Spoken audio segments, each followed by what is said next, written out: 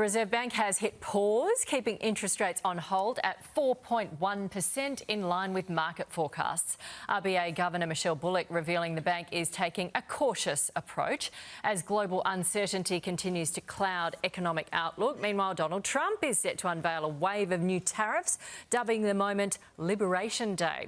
For more, let's bring in Mark Bouris, Chairman of Yellow Brick Road. Good morning to you. OK, the RBA said they didn't even take into account the election being on, the campaign being on. What do you think will happen in the future about interest rates? Well, the RBA has been pretty clear. She was pretty clear yesterday that a number of issues are outstanding, that she doesn't know whether or not inflation is going to go up or down as a result of the tariffs, which, by the way, Liberation Day is tomorrow. The big announcement is tomorrow, our time. Liberation Day being the day that global tariffs are going to be hit, and we may well get hit. She doesn't know whether that means prices will go up in Australia or will go down in Australia. And as a result of that, she can't make a call on inflation, and therefore, as a result of not being able to make a call on inflation, she's not prepared to make a call on interest rates. Yeah, well, when we're sitting here thinking that, you think, well, if she doesn't know, well, we don't know anything, do we? So just on interest rates, when's your tip for another cut? Well, I definitely think there's going to be an interest rate cut this year. 2 cuts, we're predicting 2 cuts. But I think importantly, I think in the May meeting, which is on about the 17th or 18th of May, they'll have the March quarter numbers. My guess is, and she said this, by the way, if she sees 2 quarters of low inflation, that's not the headline inflation, but the underlying inflation, that is below 3%, she will consider a rate cut. Now, she's already done one rate cut, and we've only had 1 quarter. That was the December quarter. But I think the March quarter will also deliver to us a low inflation number, irrespective of the tariffs. And I think at that point, she'll be somewhat forced to reduce the rates one more time. At the May one or later? No, the May meeting. OK. The May meeting. But there's a write on all that, Mel. Like, the big write on all that is that if this tariff stuff affects us badly, she'll just pull back and just wait. OK, so let's talk about the tariff stuff. What is it? It's happening in America, but how will it affect us? Well, one way you can think of it, in the short, it can affect us 2 ways, but both inflationary and deflationary. So if China, for example, this is all directed at China from the US.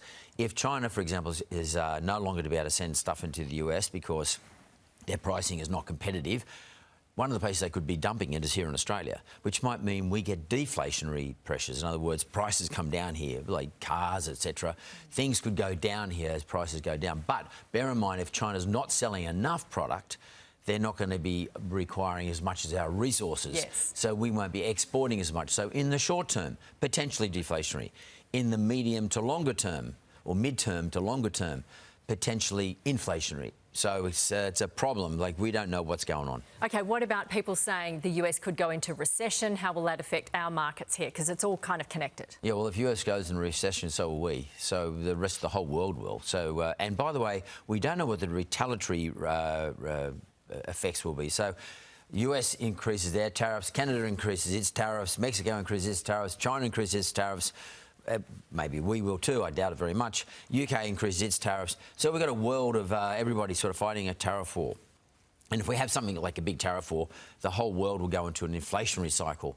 And that inflationary cycle will just create a massive amount of problems. And in the US, we're probably going to see, as a result of Trump's DOGE program, a lot of people get put out of work. So we could have major unemployment as well.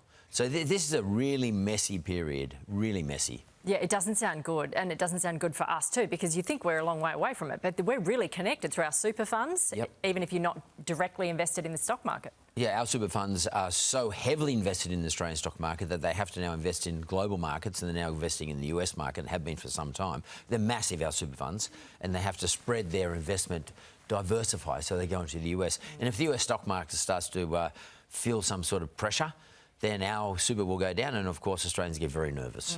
Yep, OK, thanks for trying to explain it. Thanks, Mark. Sherbo.